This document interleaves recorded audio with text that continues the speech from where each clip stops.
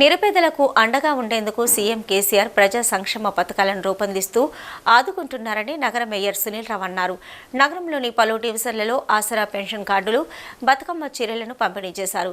గత ప్రభుత్వాలతో పోల్చితే 5 వంతుల పెన్షన్లు పెంచిన ఘనత సీఎం కేసీఆర్కే దక్కుతుందని చెప్పారు. కరీంనగర్లోని 6వ డివిజన్ కాపునాడులో నిర్వహించిన ఆసరా గుర్తింపు కార్డులు, బతుకమ్మ చీరల పంపిణీ కార్యక్రమానికి ఆయన హాజరయ్యారు. ఈ సందర్భంగా పలువురు లబ్ధిదారులకు ఆసరా పెన్షన్లు, మహిళలకు బతుకమ్మ చీరలను అందజేశారు. అనంతరం మున్సిపల్ కార్మికులు, సిబ్బందికి దసరా పండుగ కానుకలు అందించారు. ఆసరా పెన్షన్దారులకు శుభాకాంక్షలు తెలియజేశారు. గతంలో తెలుగుదేశం పార్టీ పాలనలో 50 రూపాయల పెన్షన్ అందించేవారని గుర్తు చేశారు. జన్మభూమి సభకు హాజరైతేనే పెన్షన్ అందించేవారని చెప్పారు. ఆ తర్వాత కాంగ్రెస్ పాలనలో కేవలం 200 రూపాయలు పెంచుతూ ఆదేశించిందని తెలిపారు.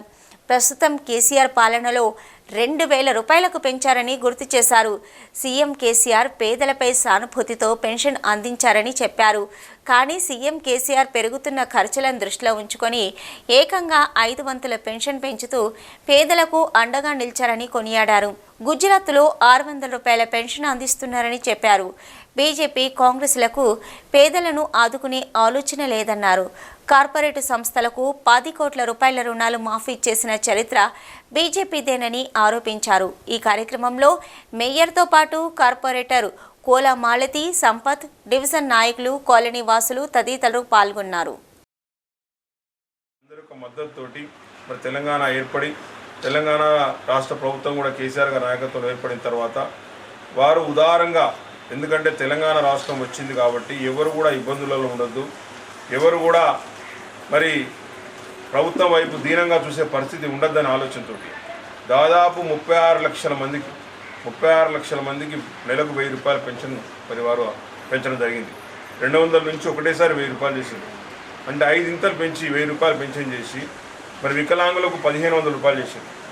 ఆ విధంగా 4 సంవత్సరాలు 3 సంవత్సరాలు ఇచ్చిన తర్వాత మరి తెలంగాణ రాష్ట్రం ఇంకా ముందుకు పోతూ ఉంది కాబట్టి ఈ పెరుగుతున్న ఖర్చులను దృష్టిలో ఉంచుకొని మరి ఖర్చులను కూడా మనం తట్టుకునే విధంగా మరి ముసలి వాళ్ళు ఎవరి మీద ఆధారపడద్దు, మరి ఏ దిక్కులేని వాళ్ళు ఎలాంటి ఇబ్బంది పడకుండా ఉండాలని చెప్పేసి 2000 రూపాయలు పెన్షన్ చేసినారు. 3000 రూపాయలు వికలాంగులకు పెన్షన్ చేసినారు.